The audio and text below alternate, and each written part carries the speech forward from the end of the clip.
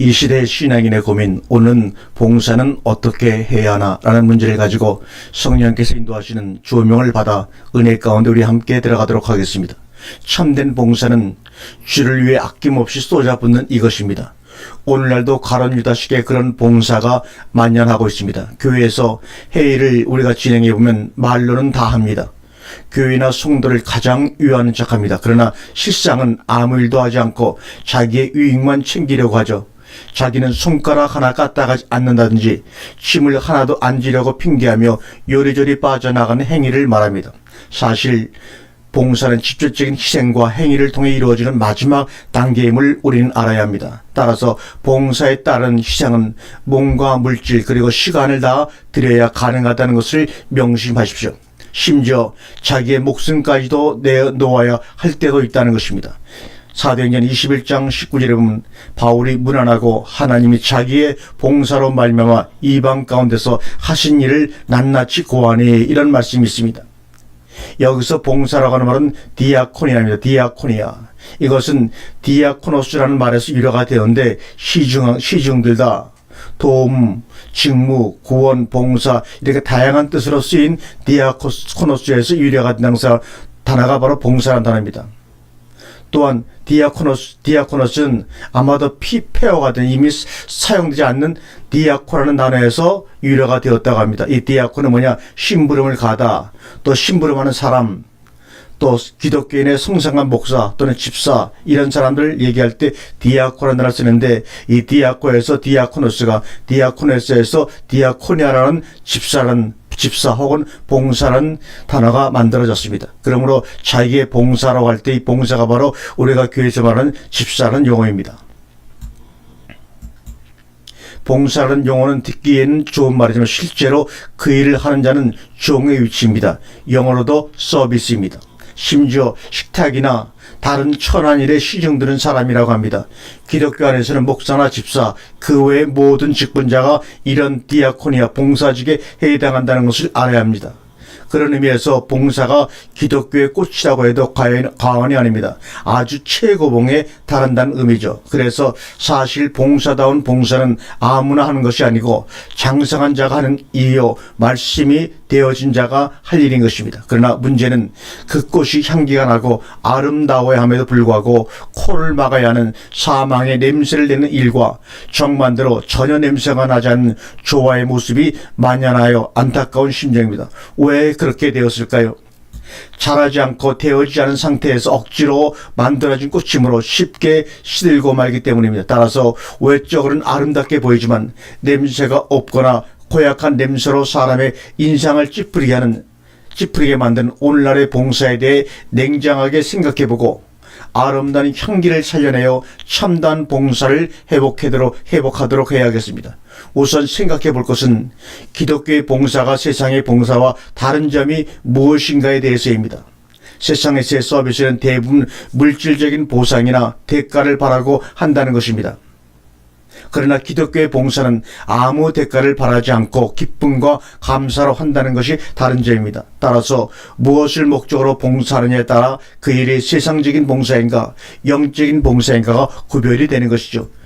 우선 우리가 생각해야 할 것은 세상적인 봉사가 아니고 영적인 봉사입니다. 그런데 영적인 봉사이니만큼 이 일은 성령의 은사와 밀접한 관계를 가지고 있습니다. 그래서 먼저 그 봉사의 종류에 대해 알아보고 봉사의 실적인 면을 다루기로 하겠습니다. 첫째, 봉사의 종류입니다. 로마서 12장 4절과 21절에 나와 있습니다. 한번 우리가 읽겠습니다.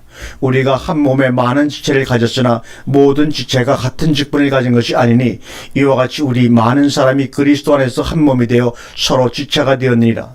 우리에게 주신 은혜대로 받은 은사가 각각 다르니 혹 애언이면 믿음의 분수대로, 혹 섬기는 일이면 섬기는 일로, 혹 가르치는 자면 가르치는 일로, 혹 권위하는 자면 권위하는 일로, 구제하는 자는 성실함으로, 다스리는 자는 부지런함으로, 공유를 베푸는 자는 즐거움으로 할 것이니라. 사랑엔 거짓이 없나니 악을 미워하고 선에 속하라. 형제를 사랑하여 서로 우애하고 존경하기를 서로 먼저 하며 부지런하여 게으르지 말고 열심을 품고 주를 섬기라. 소망 중에 즐거워하며 환난 중에 참으며 기도에 항상 힘쓰며 성도들의 쓸 것을 공급하며 손대접하기를 힘쓰라. 너희를 핍박하는 자를 축복하라. 축복하고 저주하지 말라. 즐거워하는 자들로 함께 즐거워하고 우는 자들로 함께 울라. 서로 마음을 같이하며 높은 데 마음을 두지 말고 도리어 낮은 데 처하며 스스로 지혜 있는 채 말라. 아무에게도 악으로 악을 갚지 말고 모든 사람 앞에서 선한 일을 도모하라. 할 수 있거든 너희로서는 모든 사람으로 더불어 평화하라. 내 사랑하는 자들아, 너희가 친히 원수를 갚지 말고 진노하심에 맡기라. 기록되었을 때 원수 갚는 것이 내게 있으니 내가 갚으리라. 주께서 말씀하시니라. 내 원수가 줄이거든 먹이고 목마르거든 마시오라. 그리함으로 내가 숯불을 그 머리 위에 쌓아 놓으리라. 악에게 지지 말고 선으로 악을 이기라. 아멘. 은사가 다르니만큼 봉사 일도 다릅니다. 따라서 봉사는 지체 하나 되는 일에 쓰이는 귀중한 사역입니다. 그런데 그런 일에 어떤 대가를 받으면 되겠습니까? 서로가 서로를 위하는 것이 봉사의 귀함이죠. 우리가 알고 있는 봉사의 한계가 어디까지인가요? 보통 교회에서 청소하고 주일 학생들을 가르치는 교세 일이나 성가대 혹은 재정집사나 식당에서 일하는 것 등이 주된 봉사지 아니었단 말입니다. 그러나 성경에서 말하는 봉사일은 너무나 폭이 넓고 다양하다는 것을 알아야 할 것입니다. 물론 육체로 섬기는 일로 단순하게 제한하자면 그렇게 생각할 수도 있습니다. 그러나 섬기는 일이 어찌 그 하나뿐이겠습니까? 오늘 본문에서는 악한 자에게 선을 베푸는 것도 봉사라고 한다는 사실을 잊지 마십시오. 그런 것들은 인격적 차원에서 나와지는 열매라는 말입니다. 따라서 진정한 봉사는 장성한 자의 목이라는 것을 다시 한번 강조를 합니다. 두 번째, 에베소서 4장 11절과 16절에서 나오는 봉사입니다. 한번 같이 읽겠습니다. 그가 혹은 사도로 혹은 선지자로 혹은 복음 전하는 자로 혹은 목사와 교사로 주셨으니 이는 성도를 온전케 하며 봉사일을 하게 하며 그리스도의 몸을 세우려 하심이라. 우리가 다 하나님의 아들을 믿는 것과 아는 일에 하나가 되어 온전한 사람을 이루어 그리스도의 장성한 분량이 충만한 데까지 이르리니 이는 우리가 이제부터 어린아이가 되지 아니하여 사람의 계실과 간사한 유혹에 빠져 모든 교훈의 풍주에 밀려 요동치 않게 하려 함이라. 오직 사랑 안에서 참된 것을 하여 범사에 그에게까지 자랄지라. 그는 머리니 곧 그리스도라. 그에게서 온 몸이 각마디를 통하여 도움을 입어 연락하고 상합하여 각 지체의 분량대로 역사하여 그 몸을 자라게 하며 사랑 안에서 스스로 세우느니라. 보세요. 봉사의 일은 자라난 사람이 할 일이요 또 다른 성도를 자라게 하기 위한 일이라는 것을 오늘 에베소에서는 분명히 말씀하고 있습니다. 그 목표는 그리스도의 장성한 분량에 이르기까지입니다. 봉사의 주 목표가 무엇인지 확실하게 깨닫기를 바랍니다. 이제부터 어린아이가 되지 아니하여 사람의 계술과 간사한 유혹에 빠져 모든 교훈의 풍조에 밀려 요동치 않게 하려 함이라고 말합니다. 어린아이의 상태에서 벗어나야 합니다. 그래서 사람의 계술과 간사한 유혹에 빠지지 않도록 해야 하며 다른 교훈의 풍조에 밀려 요동하지 않을 정도가 되어야 합니다. 이렇게 만드는 것이 봉사의 주 목표라는 것입니다. 간사한 유혹이란 미혹을 목적으로 한 방법과 수단을 갖춘 양육이나 투자에 최선을 다하는 것이고 사람의 계술이란 노름과 같은 기만 행위를 말합니다. 그 가운데 깊이 젖은 상태가 되면 다른 교훈에 쉽게 흔들리고 파도 치는 대로 바람 부는 대로 끌려다니게 됩니다. 이 어릴수록 그런 일에 쉽게 미혹되므로 그런 자리에서 벗어나도록 돕는 일이 봉사의 주된 일이라는 이야기를 하고 있습니다. 이제는 봉사의 질에 대한 것을 함께 따져보겠습니다. 문제가 있는 봉사는 어떤 봉사냐? 바로 누가복음 10장 38절과 42절에는 마리아와 마르다 이야기에서 우리가 쉽게 봉사의 질을 구별해 볼 수가 있습니다. 저희가 길 갈 때 예수께서 산천에 들어가심에 마르다라 이름하는 한 여자가 자기 집으로 영접하더라. 그에게 마리아라는 동생이 있어 주의 발 아래 앉아 그의 말씀을 듣더니 마르다는 준비하는 일이 많아 마음이 분주한지라. 예수께서 나아가 가로되 주여 내 동생이 나 혼자 일하게 두는 것을 생각지 아니하시나이까. 저를 명하사 나를 도와주라 하소서. 주께서 대답하여 가라사대 마르다야 마르다야 내가 많은 일로 염려하고 근심하나 그러나 몇 가지만 하든지 혹은 한 가지만이라도 족하니라. 마리아는 이 좋은 편을 택하였으니 빼앗기지 아니하리라 하시니라. 봉사하는 일에 마음이 너무 분주하여 불평과 형제를 미워하는 일이 생기면 실패한 봉사입니다. 마르다의 하는 일 자체가 잘못되었다기보다는 마음의 준비가 되지 않았고 무엇이 먼저라는 것을 깨달지 못한 결과라는 것이죠. 우리는 주를 위해 물질로도 몸으로도 얼마든지 봉사를 해야 합니다. 그러나 우선 되어야 할 일이 있고 준비되어야 할 것이 마음이요 영적인 말씀의 준비라는 사실을 알아야 한다는 것입니다. 두 번째, 요한복음 12장 1절과 7절의 말씀입니다. 유월절 엿새 전에 예수께서 베다니아에 이르시니 이곳은 예수께서 죽은 자 가운데 살리신 나사로가 있는 곳이라. 거기서 예수를 위하여 전칠할새 마르다는 이를 보고 나사로는 예수와 함께 앉은 자 중에 있더라. 마리아는 지극히 비싼 향이 곧 순전한 나드 한 gan을 가져다가 예수의 발에 붓고 자기 머리털로 그의 발을 씻으니 향후 냄새가 집에 가득하더라. 제자 중 하나로서 예수를 잡아줄 가룟 유다가 말하되 이 향유를 어찌하여 300데나리온에 팔아 가난한 자들에게 주지 아니하였느냐니. 이렇게 말하면 가난한 자를 생각함이 아니요 저는 도적이라 돈계를 맞고 거기 넣는 것을 훔쳐가미러라.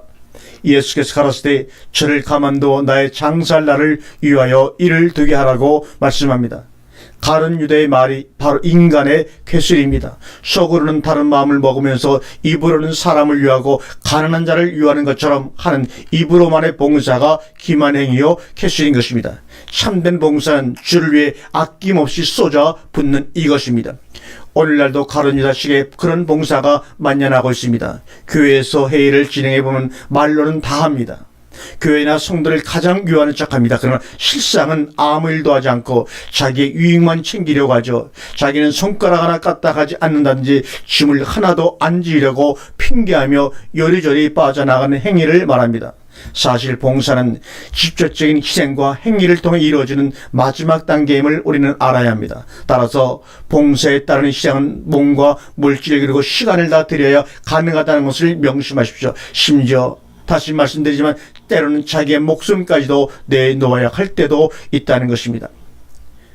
또 봉사해줄 세 번째, 고린도전서 3장 3절과 4절의 말씀을 읽겠습니다. 너희가 아직도 육신에 속한 자로다. 너희 가운데 시기와 분쟁이 있으니 어찌 육신에 속하여 사람을 따라 행함이 아니리요.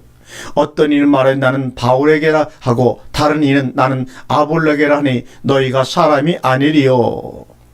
은사를 많이 받은 고린도 교회는 시기와 분쟁이 끊이지 않았습니다.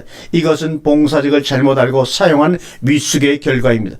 은사로 자랑하거나 비교하는 것은 올바른 봉사의 자세가 아닙니다.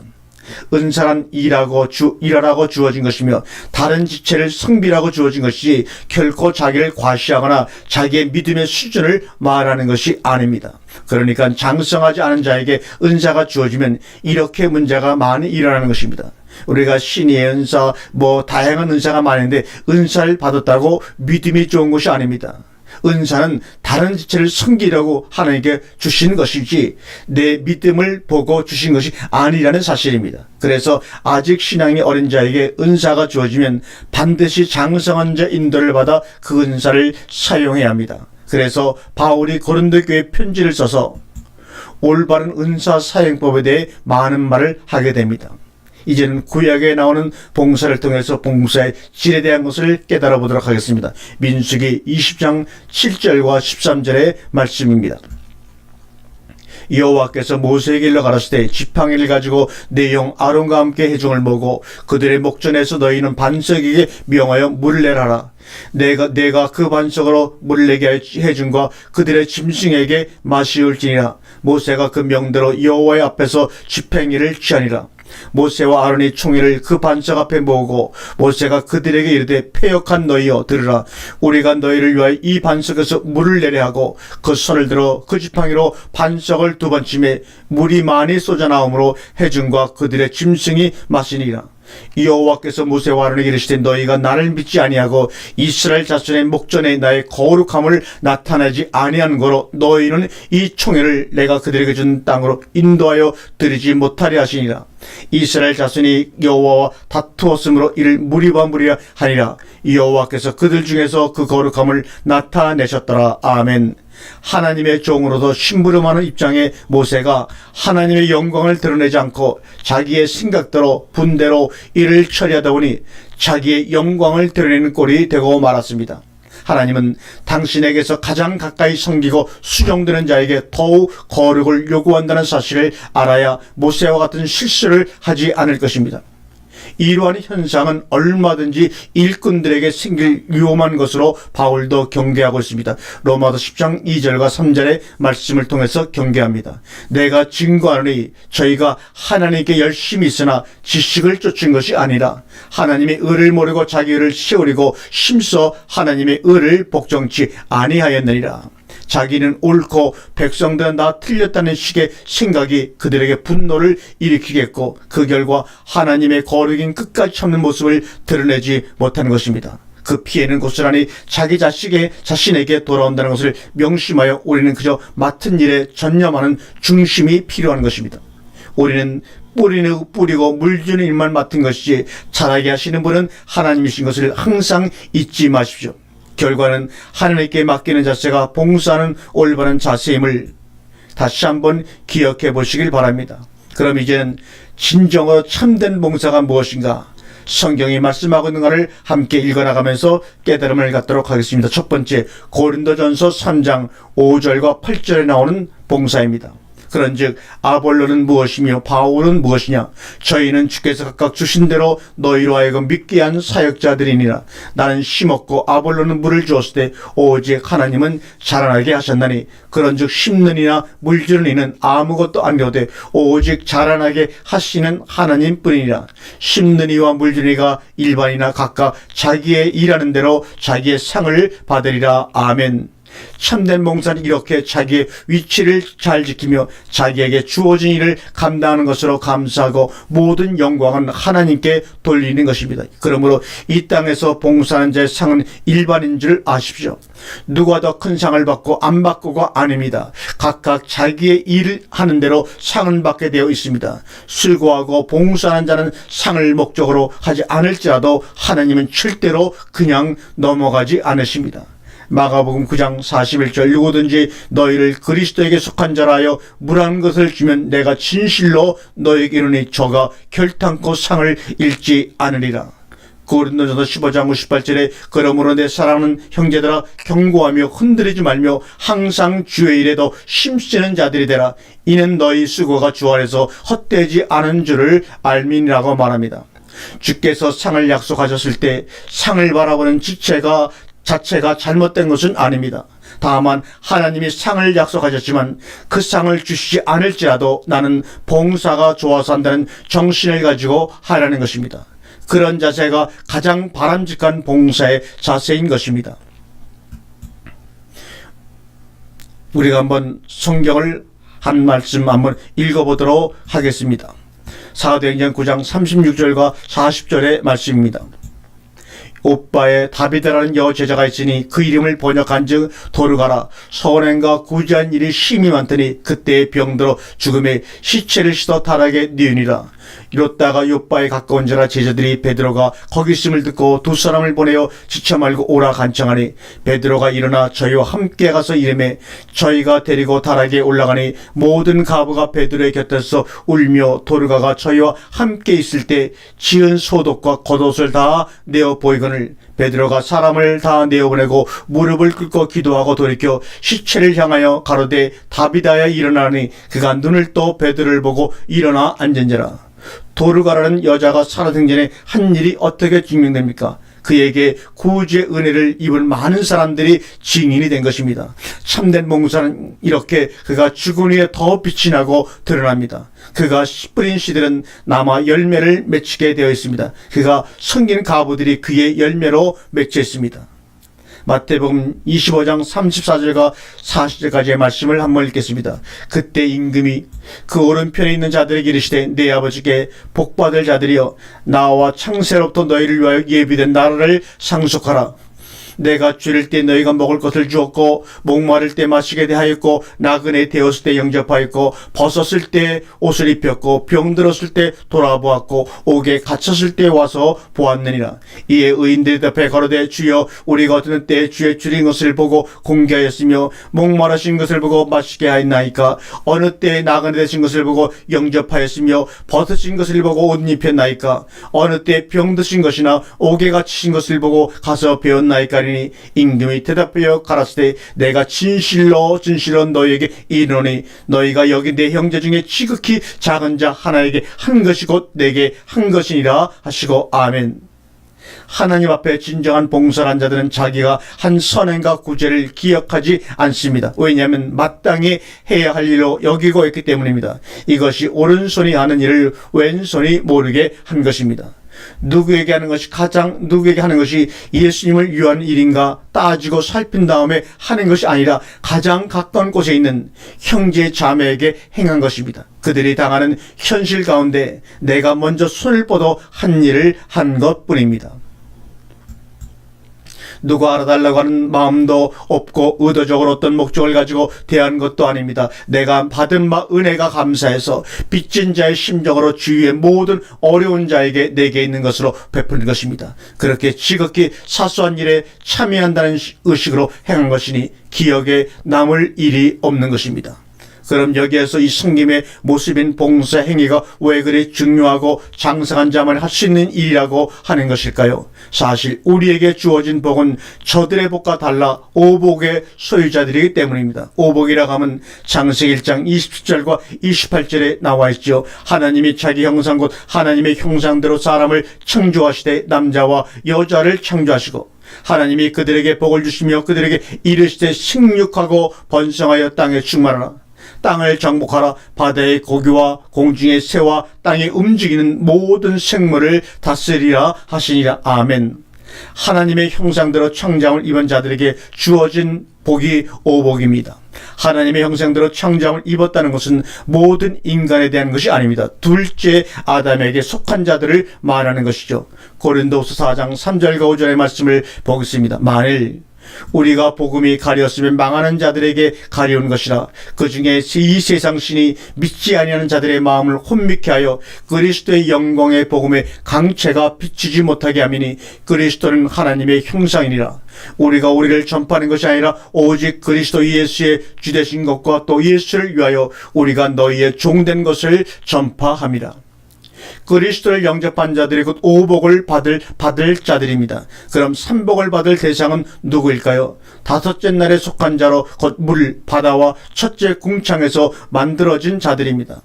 삼복을 약속한 구절은 창세기 1장 20절과 22절의 말씀입니다. 하나님이 가라사대 물들은 식물로 번성케 하라. 땅 위 하늘의 궁창에는 새가 날아하시고 하나님이 큰 물고기와 물에서 번성하여 움직이는 모든 생물을 그 종류대로 날개 있는 그 모든 새를 그 종류대로 창조하시니 하나님이 보시기에 좋았더라. 하나님이 그들에게 복을 주어 가라사대 생육하고 번성하여 여러 바다에 충만하라. 새들도 땅에 번성하라 하시니라.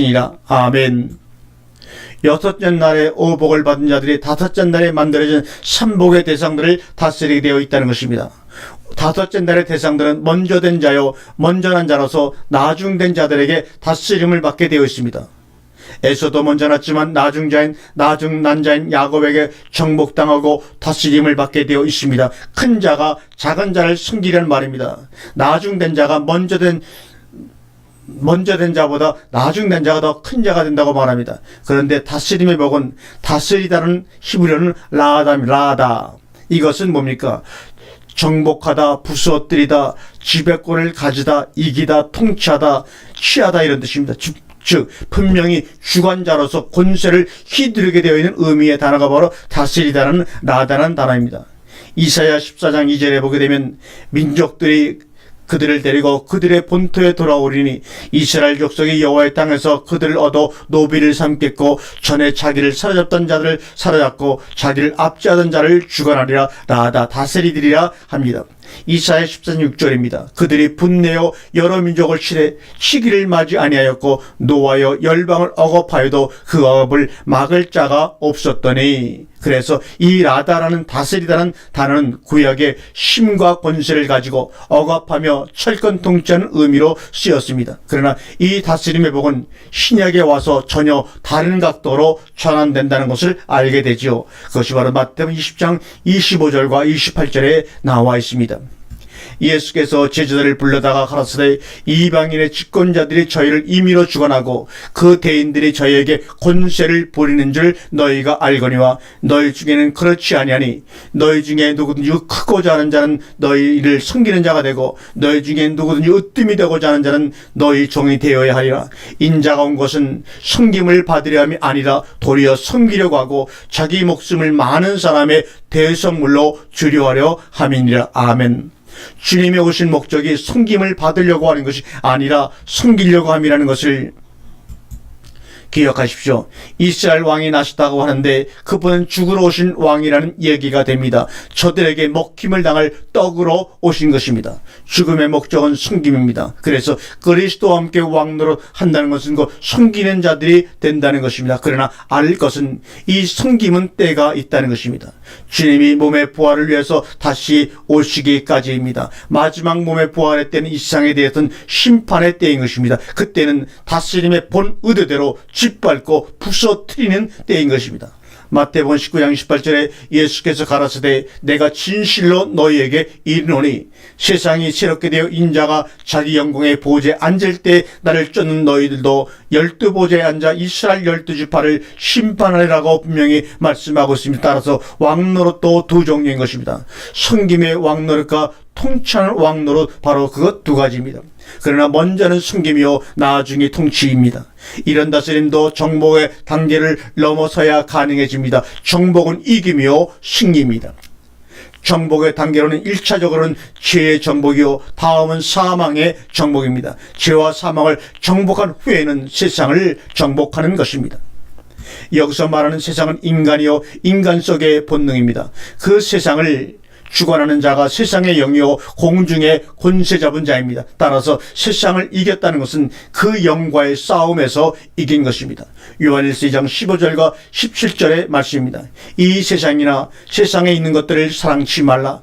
누구든지 세상을 사랑하면 아버지의 사랑이 그 속에 있지 아니하니 이는 세상에 있는 모든 것이 육신의 정욕과 안목의 정욕과 이생의 자랑이 다 아버지께로 쫓아온 것이 아니요 세상으로 쫓아온 것이라. 이 세상도 그 정욕도 지나가되 오직 하나님의 뜻을 행하는 이는 영원히 거하느니라. 그러므로 우리에게 적용하는 정복을 생각해 볼 때 주님이 십자가에서 죽은 것이 죄의 정복이요 부활이 사망의 정복이라면 우리가 주와 함께 죽는 때가 우리의 죄를 정복할 때이고 우리가 주와 함께 부활하는 때가 사망을 정복하는 때인 것입니다. 이렇게 죄와 사망을 정복한 후에는 세상을 정복하는 단계로 나아가게 됩니다. 이것은 자기와의 싸움으로 나타납니다. 자기의 육적 더러움과 세상의 영과의 치열한 전쟁이 그것입니다. 다시 한번 정리합니다. 예수의 십자가의 죽음은 죄사함과 죄의 정복입니다. 에베소서 1장 7절에 우리가 그리스도 안에서 그의 은혜의 풍성함을 따라 그의 피로 말미암아 구속고 죄사함을 받았으니 예수는 자기 백성을 저희 죄에서 구원할 자이십니다. 그 일을 십자가에서 죽음을 통하여 화목제물의 되심으로 이루셨던 것입니다. 두 번째, 말씀 영접입니다. 이 말씀 영접을 통해서 생명을 얻고 거듭남을 얻습니다. 이것이 바로 죄의 정복 다음에 나타나는 사망의 정복입니다. 요한복음 5장 24절과 25절의 말씀입니다. 내가 진실로 너희에게 이르노니 내 말을 듣고 또 나 보내신 이를 믿는 자는 영생을 얻었고 심판에 이르지 아니하느니 사망에서 생명으로 옮겼느니라. 진실로 너희에게 이르노니 죽은 자들이 하나님의 아들의 음성을 들을 때가 오나니 곧 이때라. 듣는 자는 살아나리라. 아멘. 요한복음 1장 12절에 그 호로고스를 영접함으로 생명의 세계로 상태 이동을 하게 됩니다. 즉 독생자를 영접하는 자에게 주어지는 하나님의 자녀의 권세가 생기게 된다는 말이죠. 이 아들 안에 생명이 있으므로 아들이 있는 자에게는 자연스럽게 생명이 주어지며 영생을 소유한 자가 되는 것입니다. 세 번째, 자기 부인의 단계입니다. 지혜의 정복을 하고 사명의 정복을 하게 되면 이제는 자기 부인의 단계에 들어가게 됩니다. 이 자기 부인의 단계에서 우리의 생명이 성장하고 세상을 정복합니다. 이 세상의 정복은 다른 말로 말하면 자기의 정복입니다. 옛사람을 정복하는 싸움으로 나타납니다. 이것은 선한 싸움의 하나입니다. 이 자기와의 싸움은 아주 중요한 시작점이며 결과를 좌우하게 되는 것입니다. 그 다음에 나타나는 것이 자기 십자가입니다. 여기서 드디어 섬김의 다스림, 봉사가 나타나는 것입니다. 이렇게 봉사는 이런 단계를 거친 마지막 단계의 섬김의 다스림으로 나타나는 것이 우리가 말하고자 하는 봉사입니다. 빌립보 2장 16절과 17절의 말씀입니다. 생명의 말씀을 밝혀 나의 다름질도 헛되지 아니하고 수고도 헛되지 아니하므로 그리스도의 날에 나로 자랑할 것이 있게 하려 함이라. 만일 너희 믿음의 재물과 봉사 위에 내가 나를 관제로 드릴지라도 나는 기뻐하고 너희 무리와 함께 기뻐하리니. 빌립보 3장 3절에 하나님의 성령으로 봉사하며 그리스도 예수로 자랑하고 육체를 신뢰하지 아니하는 우리가 곧 할례당이라. 자기 십자가를 진다는 것은 주님이 십자가를 지신 것처럼 자기에게 맡겨진 아버지의 뜻을 이루는 것으로 다른 일을 위하여 자기를 희생하는 섬김의 때입니다. 이때가 바로 절정입니다. 신앙의 꽃을 피우는 시기라는 말이죠. 이런 차원의 높은 봉사를 너무 쉽게 전략시켜버린 것은 버린 것 같은 느낌이 오늘날 교회에서 만연된 봉사의 모습일 것입니다. 물론 오늘날 교회 안에서 시행되는 봉사를 정지하거나 깎아내릴 마음은 조금도 추워도 없습니다. 그런 봉사라도 해야 교회를 유지하고 모임이 지속될 수 있기 때문입니다.